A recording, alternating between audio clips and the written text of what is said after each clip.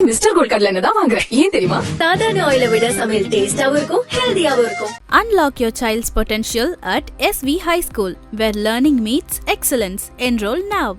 Doctor Sreevarma ஆயுள் தரும் ஆயுர்வேதா அறுவை சிகிச்சை இல்லா குணம், ஆயுள் கால நிவாரணம். அந்த பொண்ணு வந்து ரொம்ப அழகா பேரழகியா இருந்திருக்கு. அந்த பொண்ணு வந்து ஊருக்கே செல்ல பொண்ணா இருந்திருக்கு. அந்த பொண்ணுடைய அண்ணன் தவமணி. அந்த தவமணிக்கு ரொம்ப பிடிச்ச ஒரு பொண்ணு நாகவல்லி. 2 பேரும் வந்து அப்படி ஒரு அண்ணன் தங்கச்சியை பார்க்க முடியாத அளவுக்கு அவ்வளோ ஒரு பாசமும் பந்தமும் இருந்திருக்கு. கந்தர்வர் அப்படின்ற ஒரு வார்த்தை, இந்த கந்தர்வர் அப்படிங்கிறவர் யார்? கந்தர்வர் அப்படிங்கிறவர் வந்து நம்ம சந்திரமுகி அப்படிங்கிற படம் பார்த்துருப்போம். ஒரு டைம் நாகவல்லி வந்து ஸ்டேஜில் ஆடிட்டு இருக்கும் பொழுதே நாகம் வந்து கூட ஆடுது. தவமணி கந்தவர் எல்லாம் வந்து அதை போய் காப்பாற்றணும் அப்படின்னு போகும்போது யாரும் வரக்கூடாது.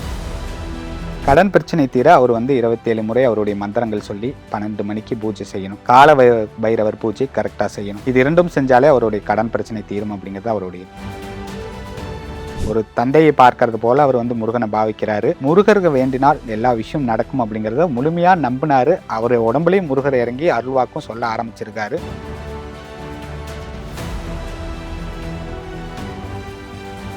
சார் வணக்கம். வணக்கம். இவ்வளவு ஆத்மாக்கள் அப்படி எல்லாம் பேசிட்டு இருக்கும்போது, குறிப்பாக வந்து ஒரு ஒரு சித்தர் நிலையில, ஒரு தெய்வ நிலையில இருக்கிற ஒரு பேரும் வந்து அடிக்கடி நீங்க பயன்படுத்துறீங்க, கந்தர்வர் அப்படின்ற ஒரு வார்த்தை. இந்த கந்தர்வர் அப்படிங்கிறவர் யார்? கந்தர்வர் அப்படிங்கிறவர் வந்து நம்ம சந்திரமுகி அப்படிங்கிற படம் பார்த்துருப்போம். ஆமா. அதுல சந்திரமுகி அப்படின்னு கேரக்டர் வரும். ஆனா அவங்களுடைய உண்மையான பெயர் நாகவல்லி. அந்த நாகவல்லியுடைய பெரியப்பா மகன் தான் கந்தவர். பல வருடங்களாக குழந்தை இல்லாமல் முருகர் வழிபாட்டால் முருகரை வேண்டி பிறந்தவர் கந்தவர். அவருக்கு இயற்கையிலேயே முருகரோடைய சக்தியும் முருகரோடைய அந்த அருளும் கிடைக்க ஆரம்பிக்குது. அவர் வாழ்ந்த நாட்களில் பூரா மக்களுக்கு குறி சொல்ல ஆரம்பிக்கிறார். முருகர் உடம்புல இறங்கி நிறைய விஷயங்கள் சொல்ல ஆரம்பிக்கிறார். அப்படி அவர் சொல்லும் பொழுது நிறைய விஷயங்கள் சக்சஸ் ஆக ஆரம்பிக்குது. படிப்படியாக அவர் ஞானியாகி அவர் நிறைய விஷயங்கள் பண்ண ஆரம்பிக்கிறாரு. அவர் அப்படி பண்ணிட்டு இருக்க காலகட்டங்களில் தான் நாகவல்லியோட இறப்பு ஏற்படுது. நாகவல்லியோட இறப்பு நடந்ததுக்கு அப்புறம் கொஞ்ச நாள்லயே அவரும் இறந்துடுறாரு. அவருக்கு தெய்வமா வச்சு அவரை வழிபட ஆரம்பிச்சாங்க. இப்ப அந்த அந்த சந்திரமுகி அப்படின்றது வந்து உண்மையான கதை தானா? உண்மையான கதை. உண்மையான வரலாறு. தஞ்சாவூர்ல பிறந்த ஒரு நாட்டிய பேர்வழி மகள். அவங்க அந்த பொண்ணு வந்து ரொம்ப அழகா பேரழகியா இருந்திருக்கு. நிறைய விஷயங்கள். அந்த பொண்ணு வந்து ஊருக்கே செல்ல பொண்ணா இருந்திருக்கு. அந்த பொண்ணுடைய அண்ணன் தவமணி. அந்த தவமணிக்கு ரொம்ப பிடிச்ச ஒரு பொண்ணு நாகவல்லி. 2 பேரும் வந்து அப்படி ஒரு அண்ணன் தங்கச்சியை பார்க்க முடியாத அளவுக்கு அவ்வளோ ஒரு பாசமும் பந்தமும் இருந்திருக்கு. தங்கச்சிக்கு என்ன தேவையோ சாப்பாடு ஊட்டுறதுலேருந்து அந்த நாட்டியத்திற்கு கூட்டிட்டு போகிறது, தூக்கிட்டு தான் போவாராம். தூக்கி கொண்டு போய் தான் அந்த ஸ்டேஜில் நிற்க வச்சு நடனம் ஆட வச்சு அவர் கூட்டிட்டு வருவாராம். ஆனால் நாகவல்லிக்கு வந்து இயற்கையிலேயே நாகசக்தி வருது. மாரியம்மனுடைய அருள் நாகவல்லிக்கு கிடைக்குது. நாகவல்லி வந்து மாரியம்மன் வழிபாட்டில் சிறந்த ஒரு பெண்மணி. ஒரு டைம் நாகவல்லி வந்து ஸ்டேஜில் ஆடிட்டு இருக்கும் பொழுதே நாகம் வந்து கூட ஆடுது. தவமணி கந்தவர் எல்லாம் வந்து அதை போய் காப்பாற்றணும் அப்படின்னு போகும்போது யாரும் வரக்கூடாது. என்னுடைய இதை நிறுத்த மாட்டேன், என்னுடைய மாரியம்மா என்னை ஒன்றும் செய்ய மாட்டாள் அப்படின்னு வீரமாக ஆடிய ஒரு பெண். அந்த பெண்ணுடைய வாழ்க்கையில அந்த வந்த ஒரு விஷயம்தான் வேட்டையன். அவர் பேர் உண்மையிலேயே வேட்டையன் கிடையாது. அவர் வாழ்ந்த அவர் வந்ததுக்கு அப்புறம் தான் அந்த பெண்ணுடைய வாழ்க்கையே மாறுது. இப்ப அவர் யாரு? அந்த வேட்டையன் அப்படின்ற அந்த கதாபாத்திரம் இது அரச குலத்தை சேர்ந்தவரா அல்லது இந்த ராஜராஜ சோழனுடைய பரம்பரையை சேர்ந்தவங்களா? அவர் வந்து ராஜராஜ சோழன் பரம்பரையை சேர்ந்தது கிடையாது. நாகவல்லி தான் ராஜராஜ சோழன் பரம்பரையை சேர்ந்தவர். அவங்க பங்காளி வம்சத்தை சேர்ந்தவர் நாகவல்லி. ராஜராஜ சோழனுடைய பங்காளி வம்சத்தை சேர்ந்தவள் நாகவல்லி. இவர் வந்து நாகவல்லியோடைய நடனத்தை பார்ப்பதற்காக வர்றார். வந்த இடத்துல வந்து நாகவல்லியை திருமணம் செஞ்சுக்கணும்னு கேட்கிறாரு. அவருக்கு ஏற்கனவே 3 மனைவிகள். நாகவல்லியே 4வதாக கேட்கிறாரு. அந்த முதல்ல போய் நாகவல்லிய பொண்ணு யார்கிட்ட கேட்கிறாரு அப்படின்னா கந்தவருடைய தந்தை கிட்ட, அவங்க பெரியப்பா கிட்ட கேட்கிறாரு. அவர் ஒத்துக்கல. இது நடக்காது, இது வந்து சாத்தியம் கிடையாது, இதை வந்து தவமணியும் ஏத்துக்க மாட்டாரு, கந்தவரும் ஏத்துக்க மாட்டாங்க, இது பிரச்சனை வரும்னு சொல்லும் பொழுது, இல்ல நான் பண்ணியே தான் தீர்வேன் அப்படிங்கும் பொழுது முடியாதுன்னு சொல்லிடுறாங்க. அவர் அங்கேயே தங்கிடுறாரு. நாகவல்லியோட தான் போவோம் அப்படிங்கிற விஷயத்துல அவர் உறுதியா இருக்காரு. வந்து கூட நீங்க வந்து வீடியோல ஆமா, வீடியோவில் நம்ம அந்த மந்திரத்தையும் அவரை பற்றியும் நாகவல்லி வெளியிடுறாங்க. நம்ம சித்ராவுடைய ஆன்மாவும் கந்தவரை பற்றி நிறைய விஷயங்கள் சொல்ல ஆரம்பிக்கிறாங்க. அதை பார்த்துட்டு நம்ம சப்ஸ்கிரைபர் வந்து நிறைய பேர் அந்த வழிபாட்டு முறையை பண்ண ஆரம்பிக்கிறாங்க. அதாவது நற்பகல் 12 மணிக்கு 27 முறை அந்த மந்திரத்தை சொன்னால் நடக்கும் அப்படின்னு. கொஞ்ச நாள்லயே நான் பார்க்குறேன், மெசேஜ் வந்துகிட்டே இருக்கு, கமெண்ட் வந்துகிட்டே இருக்கு. எனக்கு சக்ஸஸ், எனக்கு இது நடந்துருச்சு, எனக்கு இது நடந்துருச்சு. எனக்கே ஒரே ஆச்சரியம். நா நாம பண்ணவே இல்லையே! எல்லாருக்கும் சக்சஸ் ஆயிருச்சே! அப்படிங்கிற ஒரு விஷயம். ஆனா ஹேப்பியா இருந்தது. பரவால்ல. கந்தவருடைய ஆத்மாவோட நீங்க வந்து அந்த ஆத்மாவோட நீங்க பேசியிருக்கீங்களா? பேசியிருக்கேன். ம். அவர் என்ன விஷயங்கள் எல்லாம் சொல்லியிருந்தாரு? என்ன மாதிரியான விஷயங்கள் எல்லாம் அவரோட இடம் வந்து ஏன்னா, அவர் ஒரு இறைநிலைக்குரிய ஒரு ஆத்மா அப்படின்னும்போது, நீங்க அவரிடம் வந்து சாதாரணமான கேள்விகள்லாம் கேட்க முடியாது இல்லையா? நீங்க ஆமா. கேட்ட கேள்விகள் என்ன? அவர் சொன்ன பதில்கள் என்ன? அவர் நெறைய விஷயம் சொல்றாரு. ம். அதாவது வந்து கடன் பிரச்சனை தீர ஒரு வழிபாடு, திருமண பிரச்சனைகள் தீர ஒரு வழிபாடு, இந்த மாரி நெறைய விஷயங்கள். சரி. கடன் பிரச்சனை தீர அவர் சொன்ன வழிபாட்டு முறை ஏதாவது ஒண்ணு சொல்ல முடியுமா இங்க? கடன் பிரச்சனை தீர அவர் வந்து 27 முறை அவருடைய மந்திரங்கள் சொல்லி 12 மணிக்கு பூஜை செய்யணும். கால பைரவர் பூஜை கரெக்ட்டா செய்யணும். இது 2ம் செஞ்சாலே அவருடைய கடன் பிரச்சனை தீரும் அப்படிங்கிறது அவருடைய இது. வேற என்ன விஷயங்கள் எல்லாம் வந்து உலகம் சார்ந்து அல்லது தமிழகம் சார்ந்து, தமிழ்நாடு சார்ந்து, இயற்கை சார்ந்து ஏதாவது விஷயங்கள் சொல்லியிருக்காரா? இயற்கை சான்று அது வந்து அன்பு குறைந்து, இரக்க குணங்கள் குறையும் பட்சத்தில, அ இயற்கை சீற்றம் ஏற்படும். இயற்கை கொந்தளிக்கும் அப்படிங்கிறது அவருடைய இது கருத்து. இப்ப அவரு முருகன வழிபட்டிருக்காரு அப்படின்னு ஒரு விஷயத்த வந்து அவரு எப்படி சொன்னாரு? முருக வழிபாடு அப்படிங்கிறது இப்ப இன்னும் ரொம்பவே அதிகமா நம்ம எல்லா இடத்துலயுமே பார்க்கிறோம். அதுக்கு ஏதாவது காரணம் இருக்கு? இப்ப வராகி வழிபாடு எப்படி வந்து இப்போ இந்த காலகட்டத்துல இருக்கோ, அதேபோல முருக முருகர் வழிபாடு. வழிபாடுன்றது இருக்கு அப்படின்போது, அதுக்கான காரணங்கள ஏதாவது அவர் சொன்னாரா? அத பத்தி ஏதாவது கேட்டீங்களா? இல்ல முருகர் வந்து ரொம்ப சக்தி வாய்ந்த ஒரு தெய்வம். அவர பொறுத்தவரைக்கும், அவரு வந்து பிறக்காமல், அவருக்கு தாய் தந்தைக்கு குழந்தை இல்லாமல், அவங்க வந்து வரமிருந்து முருகரிடம் மனமுருகி வேண்டி பிறந்த காரணத்தினால, அவர் வந்து முருகன் மேல ரொம்ப பாசமும், பக்தியும் ரொம்ப அதிகம் அவருக்கு. ஒரு தந்தையை பார்க்கறது போல அவர் வந்து முருகன பாவிக்கிறாரு. முருகருக்கு வேண்டினால் எல்லா விஷயம் நடக்கும் அப்படிங்கிறத முழுமையா நம்புனாரு. அவரு உடம்புலயும் முருகர் இறங்கி அருள்வாக்கும் சொல்ல ஆரம்பிச்சிருக்காரு. அந்த அருள்வாக்கு இன்னமும் தொடருது அப்படிங்கிறது தான் அவருடைய கருத்து. இப்போ கந்தர்வர வழிபடணும் அப்படின்னு சொன்னா, இந்த கந்தவர் இல்லையா? கந்தவர வந்து வழிபடணும். இல்ல அவர அழைக்கணும் அப்படின்னு சொன்னா, அந்த மந்திரத்த தவிர வேற ஏதாவது பூஜைகள் இருக்கு. என்ன இப்படியெல்லாம் வணங்குங்க அப்படின்னு ஏதாவது உங்ககிட்ட வந்து அந்த சால் பாக்ஸ் மூலமா சொல்லியிருக்காரா? இல்ல அவரு சொன்ன விஷயம் என்ன அப்படின்னா, 27 முறை நற்பகல் 12 மணிக்கு அந்த மந்திரத்தை சொன்னால் நினைத்தது நடக்கும் அப்படிங்கிறது அவருடைய இது. அது நெறைய நடந்திருக்கும்னு கமெண்ட் பண்ணியிருக்காங்க. நான் இன்னும் அந்த பூஜையும் பண்ணதில்ல. எதுவும் நடக்கவும் இல்ல. நடந்ததுன்னு நெறைய பேர் சொல்லியிருக்காங்க. நெறைய கமெண்ட்ஸ் வந்திருக்கு நடந்திருக்குன்னு. ஹேப்பி. மத்தவங்களுக்கு நடந்தாலே நமக்கு சந்தோஷம் தானே. நம்பிக்கை அப்படிங்கிற விஷயம் வந்து அது நம்ம மனசு சார்ந்த விஷயம். ஆத்மாவாகட்டும், கடவுளாகட்டும், இப்போ நம்மளுக்கு ஒரு கஷ்டம் வரும்போது நமக்கு ஆறுதலான வார்த்தை என்ன? தெய்வம் இருக்கு. உன்ன காப்பாத்தும். அந்த தெய்வத்த நம்பு. தெய்வம் நம்மள கைவிடாது அப்படிங்கிற வார்த்தை நமக்கு மிகப்பெரிய ஒரு பலத்த கொடுக்கும். அதனால அது மூட நம்பிக்கை ஆகாது. நமக்கு பலத்த கொடுக்கக்கூடிய ஒரு மருந்து. அப்புறம் ஒரு வீட்ல ஒருத்தங்க இறக்குறாங்க. நம்ம போய் சொல்லக்கூடிய ஆறுதல் வார்த்தை என்ன? கண்டிப்பா அந்த ஆத்மா நம்ம கூட தான் இருக்கும். எங்கேயும் போகாது. அந்த ஒரு வார்த்தை தான் அவங்களுக்கு ஆறுதலா இருக்கு. வேற எவ்வளவோ பணமோ, காசோ அந்த இடத்துல ஆறுதல் இருக்காது. இருக்கு அப்படிங்கிற வார்த்தை மட்டும் தான் அவங்களுக்கு ஆறுதலா இருக்கு. ஆறுதலா இருக்கக்கூடிய வார்த்தை எதற்காக மூட நம்பிக்கை அப்படின்னு ஒதுக்கணும்? மூட நம்பிக்கை அப்படின்னு ஒதுக்கணும் அப்படின்னா, அத நம்பி கடவுளாகட்டும், ஆத்மாவாகட்டும், அதன் பேர வச்சு சம்பாரிக்கிறது தான் தப்பு. அத வச்சு ஏமாற்றி பணம் பறிப்பது தான் தப்பே தவிர, கடவுளையோ, ஆத்மாவையோ நம்புவது தப்பில்ல. அது நம்மளுக்கு ஆறுதல் குடுக்கும். இப்ப ஆத்மாக்கள் அப்படின்னு நீங்க சொல்லும்போது, விஜய் சித்ராவினுடைய ஆத்மாவோட தான் வந்து நீங்க அந்த மீடியால எனக்கு தெரிஞ்சு ஆமா. வந்து ஒரு ம். மீடியா பெர்சன் அப்படின்னு சொல்லி எடுத்து நீங்க பேசினீங்கன்னா, அவங்க ஆமா. கிட்ட தான் நீங்க ம். பேசியிருப்பீங்க.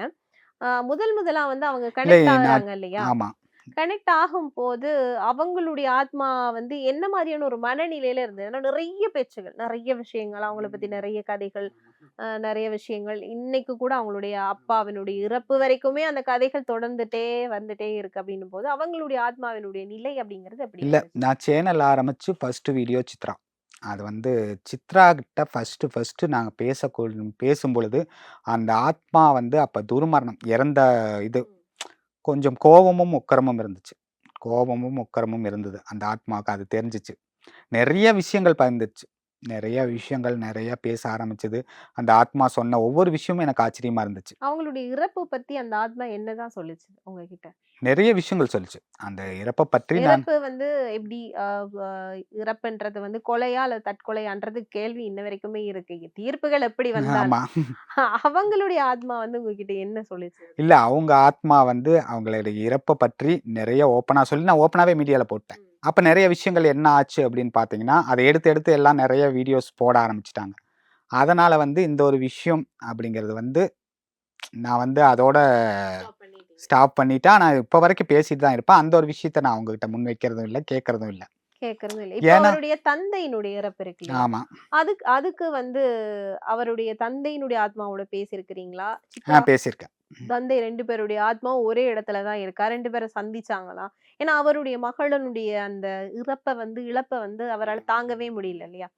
இப்ப அவங்க 2 பேரும் மேல் லோகத்துல போய் சந்திச்சாங்களா? அத பத்தி ஏதாவது நீங்க கனெக்ட் பண்ணி பேசும்போது உங்களுக்கு ஏதாவது தகவல், இல்ல. ஏதாவது செய்தி ஃபர்ஸ்ட் கிடைச்சதா? ஆஃப் ஆல் நான் சித்ரா இறந்ததுக்கப்புறம் அவங்க அப்பாவ மீட் பண்ணேன். அப்பா, அம்மா 2 பேரையுமே போய் மீட் பண்ணேன்.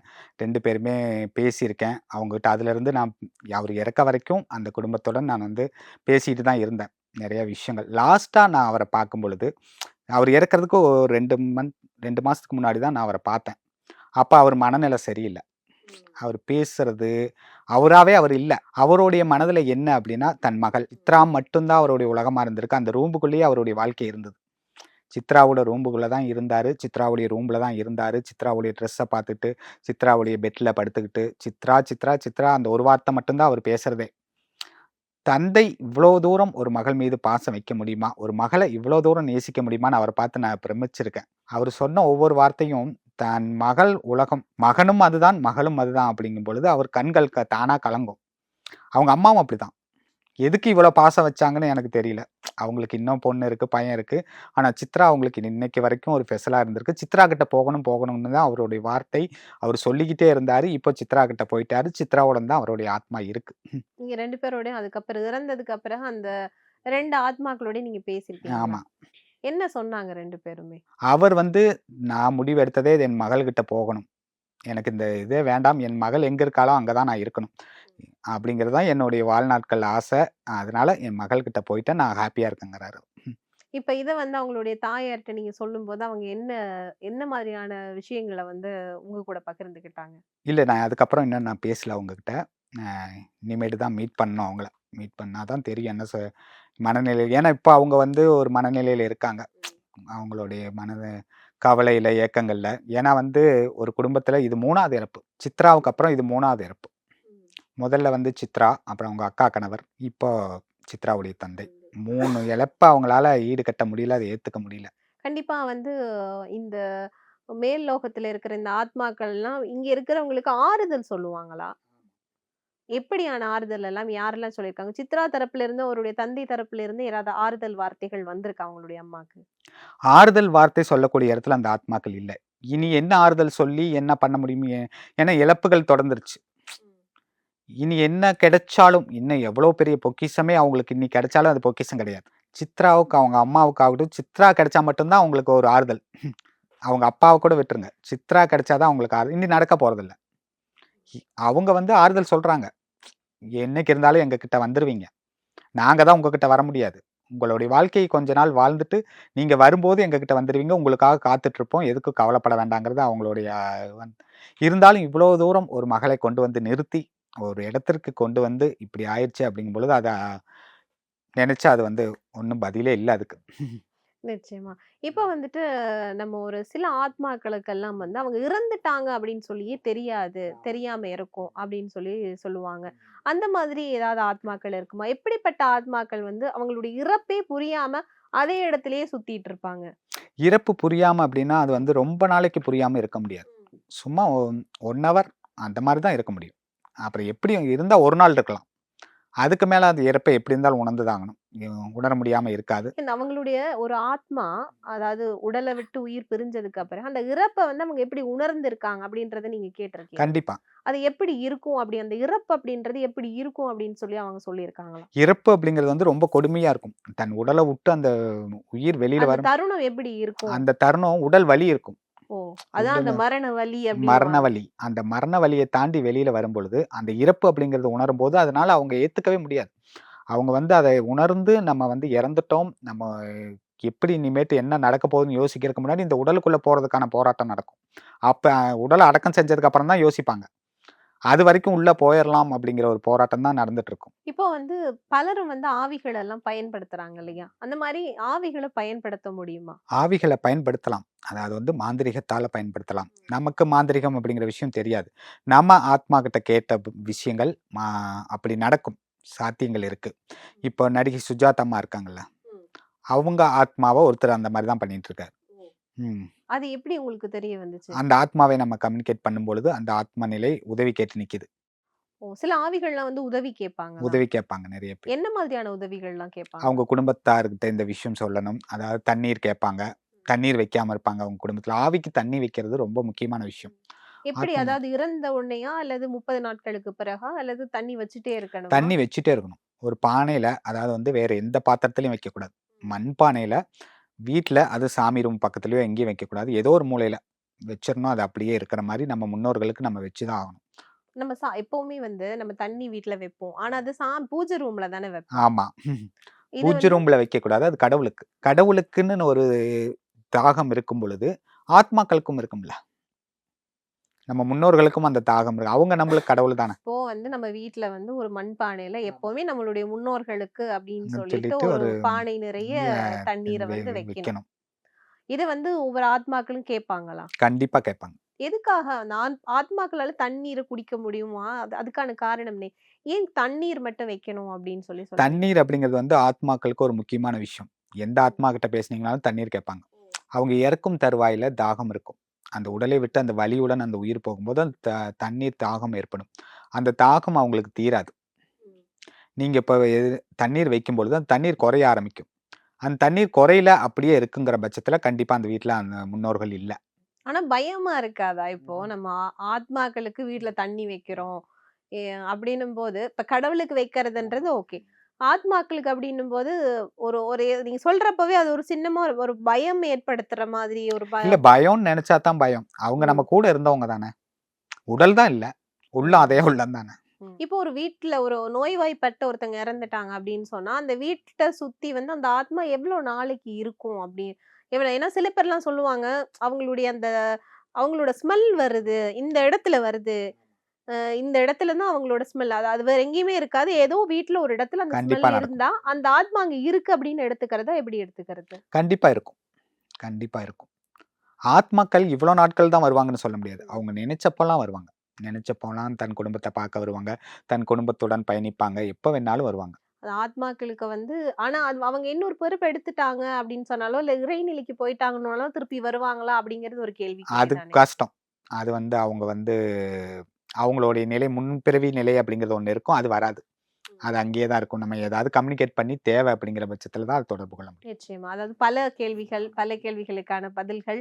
கண்டிப்பா வந்து உங்களோட அந்த கோஸ்ட் பாக்ஸ் ஆமா. அப்படிங்கிறதோட நம்ம வந்து ஒரு நேர்காணல செய்யணும் அப்படிங்கிறது தான் எங்களுடைய விருப்பமும் கூட. கண்டிப்பா எனக்கும் அது ஒரு ஆசை. கண்டிப்பா அந்த ஒரு நிகழ்ச்சி கோஸ்ட் பாக்ஸ் பண்றோம். கண்டிப்பா நம்ம அத பண்ணுவோம். நெறைய பேருக்கான கேள்விகளுக்கான ஒரு பதிலாவும் அது அமையும் அப்படின்னு சொல்லி நான் நினைக்கிறேன். ரொம்ப தூரத்துல இருந்து நமக்காக வந்து எக்ஸ்க்ளூசிவா முதல் எங்களுக்கு வந்து உங்களுடைய முதல் நேர்காணல இன்டர்வியூ. கொடுத்திருக்கீங்க.